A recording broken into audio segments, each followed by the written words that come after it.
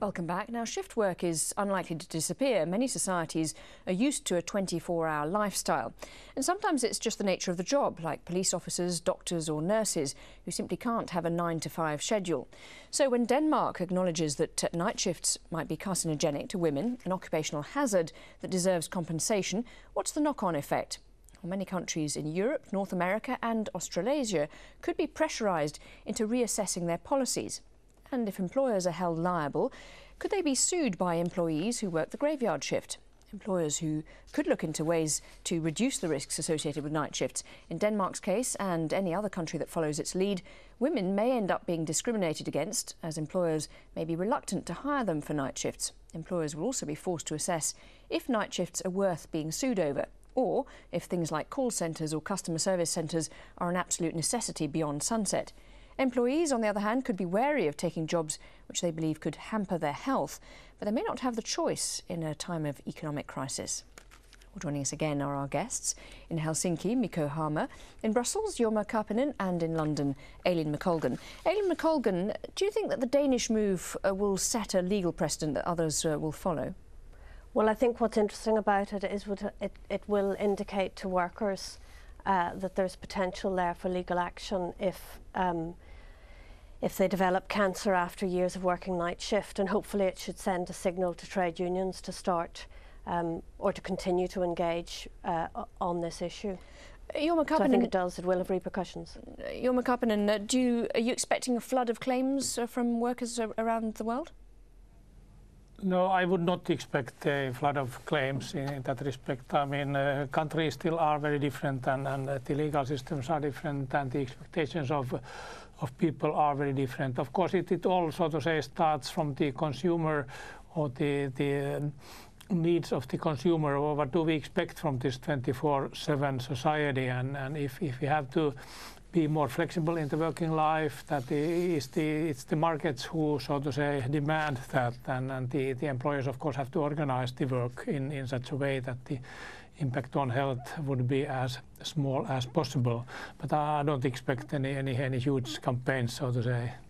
Jorma Karppinen was talking there just about the sort of 24-hour culture. Mikko Hammer, do you think that there's a duty on governments to try to kind of reduce the pressure on people to work nights and to get away from that sense that everything has to be open all the time?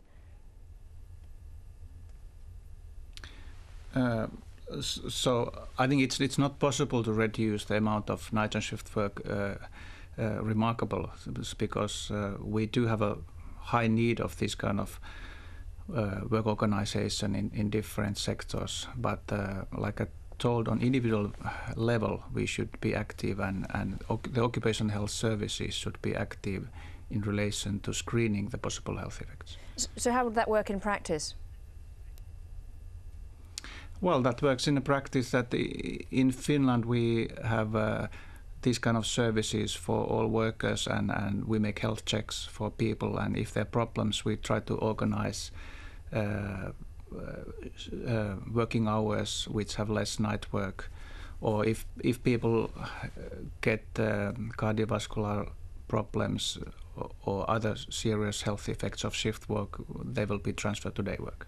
Aileen McColgan, if I could sort of bring it back to the legal side of things, I mean, I read about one case in the United States of the family of a woman who was killed in a car accident. They got a $24 million settlement from her employer after the lawyers argued that the company had violated regulations over hours of work. So, and obviously we know that places like North America is far more litigious. Do you think that this idea that night work might be dangerous to your health could in the end, in places like North America at least, lead to lots of cases of people suing the companies? Well, I think North America is interesting because it's often reported, or there are often cases reported there which result in very high awards of damages, but those level of damages are highly unusual anywhere else. So if you were to establish, I mean, here you would certainly have to establish a link between the working practice and any health condition, and if you were to establish that link, then there is a possibility of damages, but the damages wouldn't be anything like the level that you would find in the occasional North American claim. And Jorma Karppinen, do you think in the conditions at the moment when there's a worldwide recession happening, are people less likely to quibble over their working conditions than they would be in sort of more in happier times? I believe that is the case. People get more adjustable and they don't complain as much. They are happy just to have the work. For many people that is so to say a fact of life, that they have to be happy just to have the work, and there isn't that much, so to say, to complain about, which of course is a cyclical phenomenon. I mean, bad times and good times come and go, and of course the legislation and all that is being developed regardless of that. But the recession has a practical impact on the attitudes of people, yes. Aileen McColgan, I mean, given the health concerns and the situation at the moment, the recession and so on, do you think people are more likely to be worried about asking to have better conditions overnight, or even say, worried about even saying that I don't want to do nights because they might be worried they could lose their job? Well, I think that's entirely true. Night work and shift working has very significant impacts on the whole manner of social issues, such as people's ability to spend time with their families, to bring up their children. And I think at a time when jobs are precious commodities, it's unlikely that there'll be much pressure from workers just now. But of course, the health effects of night working, if they're felt, are felt after a long period of night working. So there's, it's one thing to say what's happening now, but then it may be that in years to come, continued night working now will result in legal actions. Mikko Harma, do you think employers generally are doing enough to actually look after their staff who maybe on night shifts because they have to, or maybe they're on night shifts because they want to earn the extra money that it might give them?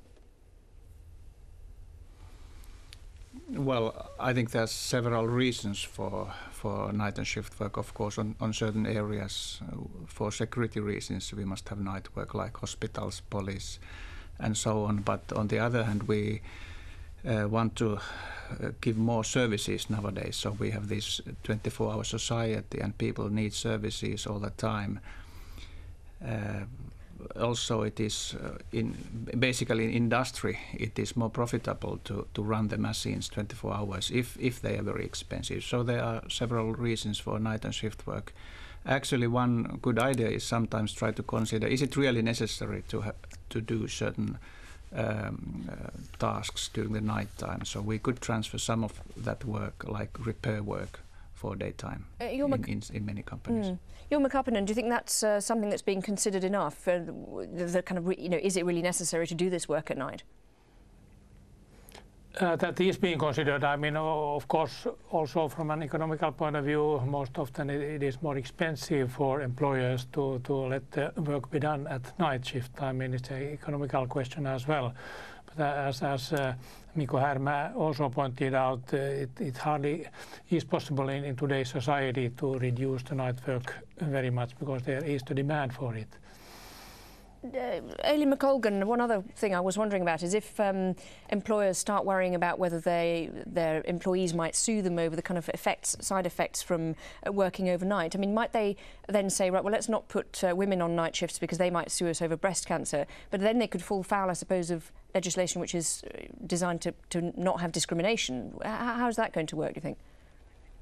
Well, that's a very good point. Traditionally, women workers have been protected from night work by the International Labour Organization, and it's in more recent years that night work has become more open to both men and women. Now, of course, women have actually always worked at night, but I think more so now than before. If an employer were to try and avoid possible breast cancer claims by not using women at night, they would find themselves on the wrong end of sex discrimination claims, and they would have no defence, certainly in the UK. And I think, generally speaking, across Europe, European community law would take a very dim view of that. And of course, the issue appears to be that night work also makes people more vulnerable to heart disease, which is a more male illness, and also to prostate cancer. So I think just saying this is a female issue would be a big mistake. Mikko Harma, just to bring you in on that point, I mean, it is something that affects both genders, doesn't it? I mean, give us an idea of some of the things that expand on the kind of the physical effects that it can have on men as well as women. Well, the health effects certainly concern both males and females. So, for example, the coronary heart disease is the risk is increased both among men and women, and we have the gastrointestinal problems, and we are talking as well on breast cancer as well as prostate cancer. So these health effects are related to both sexes. But are those things simply to do with the actual shift patterns and not getting enough sleep, or can it be other factors like not getting enough exercise because night workers tend to not be as active? Well, there are actually several mechanisms which can explain. We can talk about behavioral stress because of night and shift work, like of course the disturbed sleep wakefulness, also other living habits. But then we have these psychosocial stress effects, especially to social family life. And there are also direct mechanisms and pathways to hormonal secretion like melatonin, for example, also immunological and metabolic functions. So there are different pathways which explain these very different health risks. Jorma Karppinen, presumably also there are given whatever those kind of effects, those would happen wherever you are in the world. But the legislation to protect people is presumably very different if you're in the kind of industrialised world or in the less developed world. What kind of protection is there for people who are trying to earn a living in Africa, for instance? No, our research does not cover Africa, but my understanding is that there hardly exists very much legislation there. So the differences within Europe are very large. Say in South Eastern Europe compared with the Nordic countries, the legislation is very different, as well as the practices are very different. And if we go outside of Europe, then the differences definitely do grow. So in that respect, very big differences, as you said. Aileen McColgan, if I could have a final word from you, do you think that we're going to see more or less night working in future, given the kind of research that's been found in this case? I think it's unlikely to have any very significant impact, though it would be useful if service providers might think about whether night work is always necessary. Well, thank you to all our guests in Helsinki, Mikko Hammer, in Brussels, Jorma Karppinen, and in London, Aileen McColgan. And thank you so much for watching this edition of Inside Story. We always welcome your comments and suggestions. You can email them to us at insidestory@aljazeera.net. Bye for now.